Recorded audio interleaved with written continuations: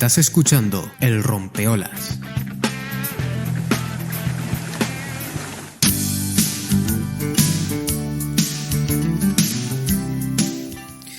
Bueno, pues muy bien, les recordamos en este paseo matutino, ¿verdad?, que hacemos con el rompeolas de la radio, pasando estas 2 horitas de radio en vivo y directo, intentando de nuevo, ¿verdad?, el escuchar, el comprender, el sentir. Así que si lo que haces y lo que piensas te define, lo que escuchas también. Si compartimos este espacio, gracias por estar con nosotros.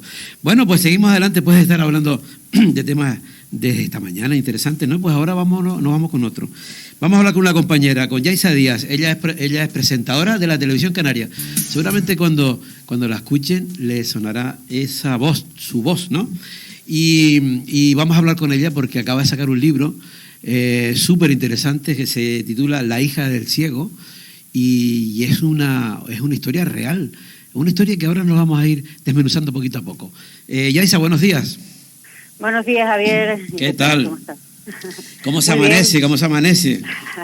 Bien, muy contenta. Además, hoy a punto de coger un vuelo para El Hierro, que es una isla que me encanta, donde también tuve los inicios en la televisión. Ajá. No sé si lo sabes, pero en su día presenté el informativo insular del Hierro y, bueno, pues siempre es agradable volver a esa isla. Ah, no sabía que hacías lo del Hierro. Ah, qué bueno, qué bueno. Sí, siempre se dice que tenemos que volver. A mí me encanta volver a los sitios donde fui feliz, ¿sabes?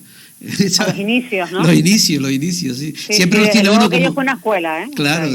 Pero siempre los tiene uno como... Yo creo que todos, eso nos pasa a todos, ¿no? Siempre tenemos esos inicios en cualquier profesión. Ay, pues aquí estuve yo un año y no sé qué. Pues te apetece pasar por allí. No quiero decir que te quieres quedar, pero pasar para recordar y estar allí, ¿no?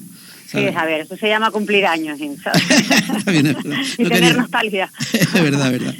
Bueno, Yaisa, la hija del ciego, porque tú eres la hija del ciego, ¿no? Sí, efectivamente, es una parte de mi vida novelada que llega hasta los 24 años, o sea que, como he dicho en alguna ocasión, es el primer cuarto de mi vida, porque como mínimo me gustaría llegar a los 100 años, no sé si lo voy a conseguir. Bueno, como objetivo no está mal. Como objetivo no está mal. Oye, mi abuela qué bien. Llegó, casi. Qué bien. Que, de hecho, fíjate... Perdona, Javier, sigue. Que te piso. No, yo te estaba diciendo que estaba yo también hablando contigo, que ese objetivo, digo, a ver si nos lo transmite y todos pensamos lo mismo y queremos también llegar a 100. Sí, bueno, también ahí están, a ver, las investigaciones, ¿no? Sí, a ver si encontramos ahí la fórmula para no envejecer, para durar más años, ¿no? Claro, el tema es cómo, ¿no? Sí. Bueno, pues te decía que mi abuela prácticamente sí llegó casi, 94 años, pero precisamente te la nombro porque el personaje se llama Marina, ¿no? Como te decía, es una parte de mi vida novelada y, bueno, he querido ponerle el nombre de mi abuela, ¿no? En honor a ella. Y efectivamente yo soy la hija del ciego porque mi padre era ciego, pero también tiene 2 hermanos más ciegos. Entonces, bueno, esa lucha que tuvieron mis abuelos, pues de alguna manera también está reconocida en este libro, ¿no? Oye, a mí pienso, trasladándome hacia atrás, ¿no? Que tu abuelo, por ejemplo, que tiene con 3 hijos, ¿no? Ciegos, 3, ¿no? Sí, en realidad eran 6, ¿no? Los 3 primeros ven y los 3 últimos no. Pero 3, vamos a ver, pero 3, y en una época que teníamos que imaginar, tenía que ser muy duro para ellos, ¿no? Tremendo, sí, ¿no? Es una parte también interesante dentro de lo que es la novela, porque en un principio pues es la niña la que te va contando, una niña con la que te vas familiarizando, ¿no? Vas simpatizando con ella, te abre las puertas de su casa, pero luego llega un punto en el que ella le pide a su padre que le cuente, con lo cual ya el narrador no es ella, sino es, digamos en este caso, mi padre. Entonces nos trasladamos a los años 60, a esa venta de la Avenida de la Trinidad, donde vivían ellos, que... Otra de las cosas que tiene esta novela es que nos sitúa en la ciudad de La Laguna, se desarrolla entre La Laguna y Madrid, con lo cual, pues los tinerfeños, los laguneros o quienes hayan pasado por allí, pues van a poder identificar también, pues las tiendas, no sé, los establecimientos, las calles, los lugares, y también mucha gente pues habrá conocido a mi familia, ¿no? Entonces esta tienda era de doña Marina, don Antonio, que eran mis abuelos, y ahí es donde se crió mi padre. Te puedes imaginar todo lo que podía pasar en esa tienda de víveres, ¿no? Con los olores, con 3 chiquillos ciegos, las ruindades, la época. Y un poco contamos eso, ¿no? Cómo sobrevivían ellos, cómo jugaban, además en la calle del juego, que era la calle que les quedaba al lado, con otros niños que además veían, cómo llevaron eso de sé que me voy a quedar ciego, ¿no?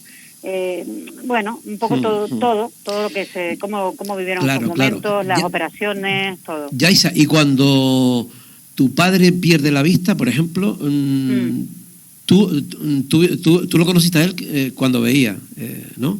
¿O no? No, mi padre O perdió ya la era- o vista cuando cuando tú ya tenía nací- 7 años. Ah, vale. O sea, mi padre nunca llegó a verme, ni a mí, ni a mis hermanos. Ya. Tengo 2 hermanos más. Mm. O sea, mi madre ya se casó con él siendo él ciego. Sí.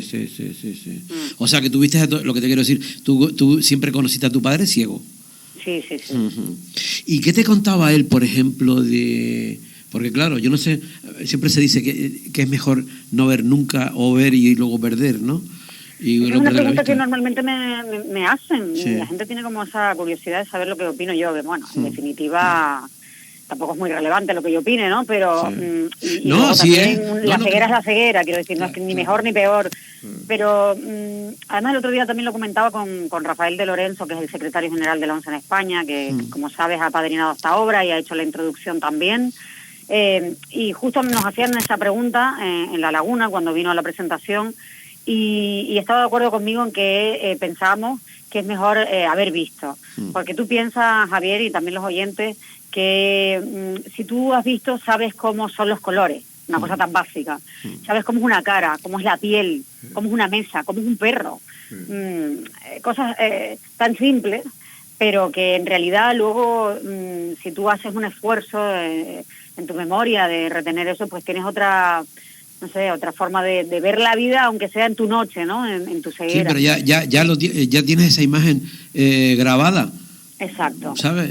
Yo no sé si tú yo estás soy de acuerdo capaz de conmigo, pero encontrarme... yo pienso que es lo mejor. Claro, somos capaces de acordarme la mesa que tenía mi madre cuando yo era pequeño, de formica, tal, ¿sabes? Y aunque hace años que no las ves, pero sí, ¿sabes? La tienes grabada en tu mente, ¿no? Claro, Claro. eso. Bueno, a ver, en este caso que me preguntabas, pues él nunca me vio, nunca vio mi cara, nunca vio, ¿no? Aunque eso no quiere decir que no la tuviera él definida, ¿no? Porque Claro, siempre claro. además él ponía sus manos en mi rostro, ¿no? Lo recorría, me preguntaba la nariz, ¿no? Estas cosas. Y luego, bueno, me solía tocar mucho el pelo. Entonces, yo pienso que él también cuando vio en esas películas o lo que fuera, que en su día alcanzó a ver, tenía como un ideal de mujer, ¿no? Entonces siempre me decía que no me cortara el pelo, que era como más femenino tenerlo largo. Claro. Entonces cuando me decía, ay, me corté el pelo, ay, no, pero por los hombros, que no pase Sí. de los hombros. Sí. Mira, una cosa. Tú había leído algo por ahí que le decías a tu padre cómo era el mundo, ¿no? Y seguramente cuando él te tocaba, claro, él tenía... lo que pasa es que digamos que el instrumento de medida debe ser otro. Nosotros tenemos el de la vista y el de él tenía el tacto más la imaginación, se podría imaginar cómo eras tú, ¿no? Y en el mundo claro. también, porque a lo mejor tú le mostrabas el mundo, pero él también tendría otro concepto del mundo que a lo mejor te lo podía transmitir a ti, ¿no?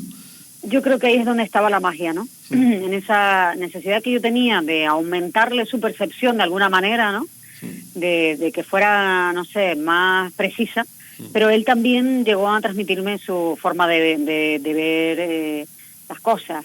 De hecho, tengo a una gran amiga, mi mejor amiga, que además la tengo cerquita ahora mismo, Raquel, que ella siempre me dice que yo tengo otra manera de ver las cosas, que cuando le ocurre algo, dice, no, yo te voy a preguntar a ti, porque tú siempre ves las cosas, vas un poquito más allá. Sí. Yo creo que al final lo que aprendí también con mi padre, estando vendiendo cupón, ¿no?, en la zona de la catedral, era esa psicología que desarrollas extra, ¿no? Porque yo veía cómo él se dirigía a las personas y dependiendo de cómo eran, a lo que se dedicaban, a cómo, el tono que tenían, a cómo le hablaban, pues él los trataba de una forma, o no sé, ablandaba su tono, o lo que fuera, o reía Sí, más, calibraba. o era más, exacto. Claro.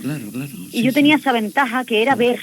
Entonces yo podía agrupar a las personas. Y yo creo que esa psicología, que será muy similar quizás a la que pueda desarrollar un camarero, ¿no? No sé, alguien que esté muy de cara al público, pues esto es una forma que yo tenía de nutrirme también de esa forma de ver la vida que tenía mi padre. Claro. Yo creo que en cierta manera tenías esa ventaja también de haber experimentado en algo que los demás no experimentamos quizás. Bueno, en mi caso que yo también tuve un tío ciego, sí lo experimenté, pero sí es verdad que se acerca a uno experimentas más en ese aspecto más que otro que no lo tenga, ¿no? Que no tenga esa realidad cerca, ¿no? ¿Sabes? Claro, de eso se trata también en la novela, ¿no? De acercarle la ceguera a la gente, porque muchas veces yo les pregunto, bueno, ¿qué sabes de una persona ciega? Entonces, la gente normalmente no sabe qué contestarte, te dicen, bueno, pues es que ellos desarrollan un sentido, el oído, bueno, sí, pero ¿qué más? ¿Qué más sabes de cómo se vive con ellos? ¿Qué sensaciones puedes tener? De todas formas, te digo que en esta novela se acerca a la ceguera, pero de una manera muy natural, ¿no? Con el día a día. Normalizadora no hay total. demasiada floritura. Normalizadora total, ¿no? Exacto. Porque yo había leído alguna entrevista tuya en la que te preguntaban que yo sabía que ibas por otro lado, que por tu manera ibas a ir por otro lado, ¿no? Pero la gente sí te preguntaba que si que tú de pequeñita allí vendiendo el cupón con tu padre y que si le daba pena y no sé qué. Y tú decías que de eso nada, ¿no? Que esa realmente es que quien se ha acercado al mundo de la discapacidad claro, también es que todo va a lo que tú estás comentando, ¿no? De normalizar la vida. Entonces, cuando no se tiene en contacto, que no se sabe, tampoco se sabe actuar. Y entonces a lo mejor pues entra el tema de pena, el tema de no sé qué, y entonces eso ahí no solamente no ayuda, sino que perjudica la historia, ¿no? Efectivamente. Hombre, a ver, evidentemente siempre te van a agradecer que les ayudes a cruzar un paso de peatones, ¿no? O que les digas, cuidado, que hay una farola que te puedes dar. No me refiero a ese tipo de ¿sabes? Claro, ya ir más allá, esas miradas de pena que tú señalas, yo las recibí, claro que sí, y comentarios, ¿no? De si yo estaba estudiando, de si yo no estaba pasando frío ahí, que qué penita esta niña aquí, que pues no, pero es que yo al final estaba ahí en la oficina de mi padre, como cualquier otro niño que puede ir. Era súper normal. Sí, por supuesto. Claro. Pero sí es verdad que había un montón de señoras o de señores, ¿no? Que te intentaban tantear a ver si tú podías llevar una vida como cualquier otro niño. Y yo creo que no solamente la llevaba igual, sino yo creo que mejor. Pues yo tenía un padre especial del que estaba aprendiendo muchísimas cosas. Claro, entonces, yo no sentía que en casa hubiera un problema. De hecho, yo no fui consciente hasta muy tarde, ¿no? Claro. Que también lo he contado en alguna ocasión, que fue un momento en el que se fue la luz en mi casa. Y entonces, claro, me puse a gritar como una loca. Y cuando llegó mi padre, preguntándome qué pasaba, y yo le respondí ahí desesperada que se había ido la luz. Entonces él me dijo, chica, pues, o sea, ¿qué pasa? No te pongas así, ¿no? O sea, no es tan tremendo que se vaya la luz, ¿no? Y entonces ahí fue cuando yo fui consciente. De que mi padre tenía esa barrera, digamos, porque yo nunca lo vi como un problema, porque él nunca se quejó, ni siquiera mis dos tíos más que eran ciegos. De hecho, tengo uno de mis tíos que es muy activo, que se hace la Transvulcania, que son estas carreras de montaña, la Transgran Canaria, pues ha hecho puenting, parapente, ¿no? Ha sido muy atrevido, ha querido también, no sé, vivir esas cosas. Bueno, yo, por ejemplo, veo y no me atrevo a hacer eso. No sé si tú te atreverás a tirarte de parapente. Yo no me atrevo. Yo no. Yo te comentaba el otro día que tengo un vecino que ni siquiera sé cómo se llama. Y él... cuando va, lo veo, yo decía, digo, yo creo que lo más que se caracteriza es la seguridad que tiene. O sea, él camina con más seguridad que yo, ¿sabes? Claro. Sí. No le veo que tiene, no. Seguro. Y bueno. Pues la verdad es que mi padre también era bastante atrevido, ¿sabes? Nosotros teníamos un perro que se llamaba Romario, además, porque mi padre fue siempre muy aficionado al fútbol. Y era del Barcelona. Y entonces, para hacerle un poco el capricho a él, pues ya le pusimos Romario. Pero era un gran danés, y lo que pasa es que no estaba adiestrado, ¿no? Y él salía con el perro, y fíjate tú cómo son los perros también, que él sentía que mi padre tenía esa dificultad, ¿no? Porque cuando ya iba por la casa, veía que se tropezaba, o que no le veía a él, que en algún momento lo pisó, entonces ya el perro ya fue captando, uy, este señor no me ve, ¿no? Entonces, además se ponía como más, no sé, como protector cuando iba con mi padre. Y mi padre salía sin bastón ni nada con el perro, que no estaba adiestrado y se paraba en los pasos de peatones, sabía, le indicaba, fíjate tú, qué inteligencia, qué inteligente, que tenía el perro. Pero esto viene a que mi padre también era muy atrevido, luego le encantaba el fútbol, jugaba al fútbol sala, que la gente dirá, ¿pero cómo? Bueno, las pelotas, para que lo sepan, tenían dentro cascabeles, entonces sonaban, y él jugaba en la selección española. Y luego era muy aficionado al Laguna, entonces yo iba con él a los partidos. Todo eso lo cuento yo en el libro. Lo cuento yo en la novela, entonces tampoco quiero hacer mucho spoiler. No. Un poco para que los oyentes sepan por dónde van las cosas. Quiero como que dejarte, ¿sabes? Que la gente se quede con ganas, ¿sabes? Eso es lo que pretendo. Claro. Mira, y una cosa. Tú dices que está claro que todo se hereda. Aquí siempre se dice, no solamente se hereda las huertas, también se hereda todo. Tú me estás diciendo que tu padre hacía todo eso. Ves a tu tío que hace la Transvulcania y no sé qué, no sé cuánto. Todo se hereda. O sea, que es que tenía que ser muy activo. Y digo tenía porque murió muy joven, ¿no? Sí, falleció con 44 años, que eso fue un shock, ¿no? Para todos, para nuestra familia, para los amigos, para sus clientes también. Claro. Que de hecho, esa iglesia, bueno, yo recuerdo ese día, se llenó esa iglesia, ¿no?, de Santo Domingo, porque mi padre luego era una persona que tenía mucha paz, emitía mucha paz, era muy dialogante, luego recorría mucho los bares, ¿no?, vendiendo el cupón, entonces se sentaba en la barra, disfrutaba de su cortadito, tenía conversaciones con la gente en las barras, ¿sabes? Claro. Esta cosa bonita, ¿no?, de una socializaba ciudad allí y tal, exacto, ¿no? Él vivía a la laguna y luego yo pues también disfruté mucho de la ciudad con él, con esos paseos, y todas esas cositas que pasaban. Entonces era una persona muy querida, muy conocida, o sea, no fue muy joven, pero bueno, hay un angelito ahí arriba, ¿no?, que también está dándole mucha luz a esta historia que yo, bueno, he contado con todo el corazón, donde me desnudo completamente, ¿no? Y bueno, pues hay que atreverse y contar, porque yo tenía todo en contra, ¿no? Me parece súper interesante, y sobre todo por normalizar la vida y demostrar que cómo es realmente. Mira, una cosa, tú comentabas antes que jugaba. ¿Cómo te contaba él que jugaba con aquellos niños que veían? ¿Cómo podría ser esa interacción? Claro, esto ya sería desglosarte un poquito de los capítulos que son muy interesantes, que están a mitad de Pero la novela. ¿no? Lo que te quiero decir es, él te contaba que por ejemplo, que podías jugar con ellos, que ellos lo aceptaban, que jugaban como normalizado todo. Claro, eso es lo que un poco voy contando, ¿no? Al final son los niños del barrio y ellos también sufrieron sus cositas. Claro. Y sufrieron también mucho en la escuela. Igual que sufrí yo, porque al final mi apellido era ser la hija del ciego, ¿no? Yo no tenía tampoco, para mí tampoco fue fácil, porque a veces era hasta un poco despectivo hacia mí, ¿no? En plan de, ay, pero tú vas a poder estudiar, ella es la hija del ciego, tu padre te lo va a poder pagar, ¿no? Entonces, también ese coraje fue el que me hizo tirar, ¿no? Y marcarme retos y decir, bueno, y sí, yo soy la hija del ciego, pero yo voy a llegar y además voy a hacer lo que cuento en esta novela, ¿no? Que es esta necesidad con la que nací de comunicarle a él al mundo para que no perdiera detalle, y entonces realmente esa es mi razón de ser como periodista, y ese empuje es el que te lleva también. Me imagino que ellos también dirían, oye, pues tú a mí inclúyeme, porque yo soy ciego pero no soy tonto, ¿no? Claro. ¿Sabes lo que pasa? Tú cierras los ojos ahora, Javier, y tú eres tonto. No, claro. Vamos a pensar esto, bueno, ¿no? yo soy un poco tonto con los ojos abiertos y con los ojos cerrados. Vamos a pensar esto, ¿no? Entonces eso es lo que tiene que pensar la gente.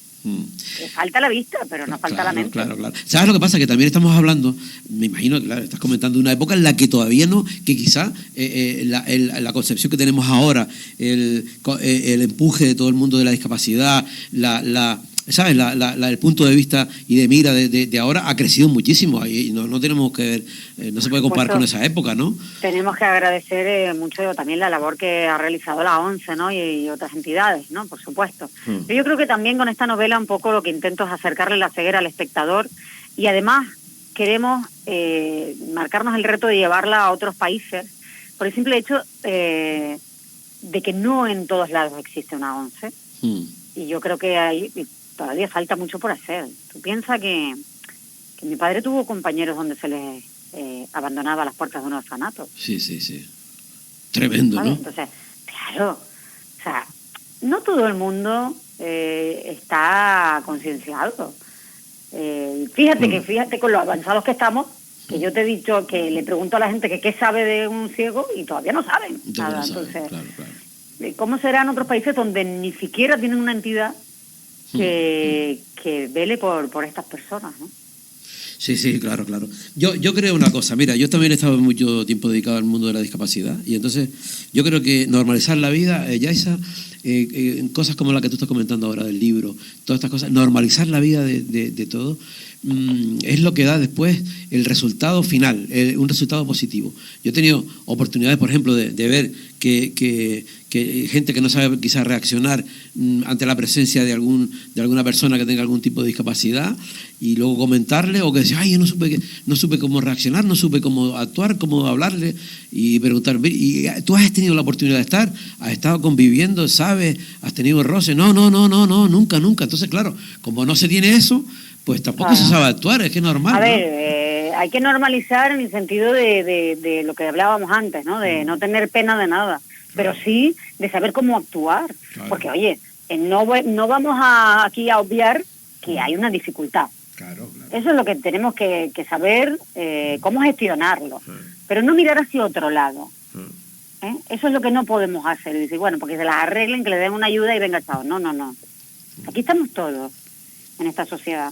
O sea, hay que saber cómo convivir y cómo poder aportar, ¿vale? Porque también en la dosis tan alta de realismo que tiene esta novela es precisamente para huir de ese mundo de fantasía que nos estamos creando a través de las redes sociales, con ese, ¿no? Claro. Todo es bonito, todo es espectacular, ¿no? No. Claro. A ver, la vida es esta, y con cualquiera que nos crucemos ahí fuera tenemos un problema, o tenemos algo, ¿no? Que nos diferencia, o que de lo que aprender también. Claro. Por eso te lo comentaba antes, digo, tú le enseñabas a él, pero él también te enseñaba a ti, tenía ese concepto, ¿no? Es que yo creo que las personas que tienen a alguien con algún tipo de discapacidad, de minusvalía, como quieras llamarlo, tienen también otra manera de ver la vida, de sentirla, de llegar a un nivel que otras personas no podrán nunca llegar. Mira, Yaiza, una cosa, y tú has intentado, por ejemplo, yo te lo digo, pero yo lo hacía con mi tío, ¿no? Bueno, lo has intentado, seguro que lo que te voy a preguntar es una memoria, pero bueno, por ejemplo, yo recuerdo de hacer cosas siempre con los ojos cerrados para ver cómo lo hacía, levantarme con la luz apagada, caminar y hacer cosas, pelar papas con los ojos cerrados, hacer cosas como si yo tampoco hubiese, a ver si sabía hacerlo, ¿sabes? Claro, pero es que yo creo que eso, cuando vives con personas ciegas, lo normaliza. O sea, claro. Yo es que no he encendido nunca la luz en mi vida para ir al baño por la noche, ¿no? Sí. Primero porque me voy a desvelar. Y segundo porque ya sabes hasta cómo moverte, porque yo toda mi vida observé a mi padre moviéndose en su oscuridad, entonces con lo cual yo cuando me levanto calculo perfectamente las dimensiones de mi casa, dónde está la silla, dónde me voy a dejar el dedito pequeño, ¿no? Porque hay madre que si no enciendo la luz me voy a dejar el dedo aquí, ¿no?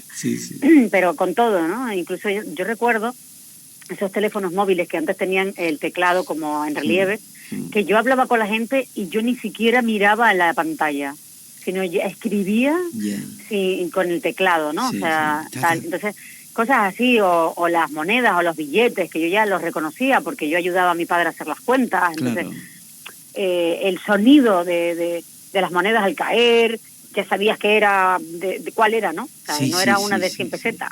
Vale, claro, por eso estabas entrenada en eso. Claro, esos aspectos que estás contando son fundamentales porque lo has vivido allí y sabes, pero que quizás otra gente que nos esté escuchando dice, pues si es que nunca tuvo oportunidad de escuchar un sonido si era de la moneda que fuera, o cómo es posible que te levantes sin encender la luz, o sea, que a lo mejor para mucha gente dirá, pues cómo es posible, ¿no? ¿Sabes?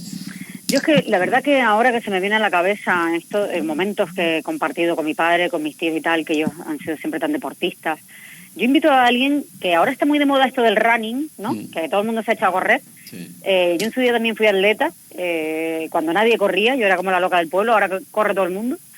No sé si fue esta época también de la crisis que hubo en su día, que todo el mundo se echó a correr, ¿no? Y tal. Pero yo invitaría a que en algún momento acompañaran a una persona ciega a correr. Que tuvieran esa sensación de ver cómo ellos lo viven, cómo es tenerlo al lado, hasta qué punto son responsables o no. Qué bueno. No sé, o sea, invito a tener alguna experiencia con ellos porque de verdad, aquí yo creo que el paso por la vida es crecer personalmente. Total. Entonces, puede ser maravillosa esa experiencia para ambos, ¿no? Para las dos personas. Como buena periodista, vamos a dejarlo aquí y vamos a coger la frase que acabas de decir ahora. La vida puede ser maravillosa, como decía Andrés Montes, ¿no? Creo que era esa frase, ¿no? La vida puede ser maravillosa. Bueno, Yaiza, gracias por haber estado con nosotros en el Rompeolas. Me encantó hablar contigo. Espero que la venta vaya bien. Yo, desde luego, lo voy a comprar y lo voy a leer porque me encanta. Me has vendido la moto y aparte la vivo también de cerca. Ahora vamos a estar el día 12 en Las Palmas, te aprovecho para decirlo, vale. Y el día 19 en la sede, en la sede de la ONCE, ¿no? En Madrid también vamos a estar el 19. Así que ahí vamos ya con la segunda edición. Y muy contenta, Javier. Qué bueno, qué bueno. Pues nada, muchísimas gracias. Ahí que queda, ahí lo dejo, como se dice ahora, el último que hay por ahí en las redes. La hija del ciego de Yaiza Díaz. Yaiza, gracias y hasta siempre. Hasta siempre, Javier. Adiós.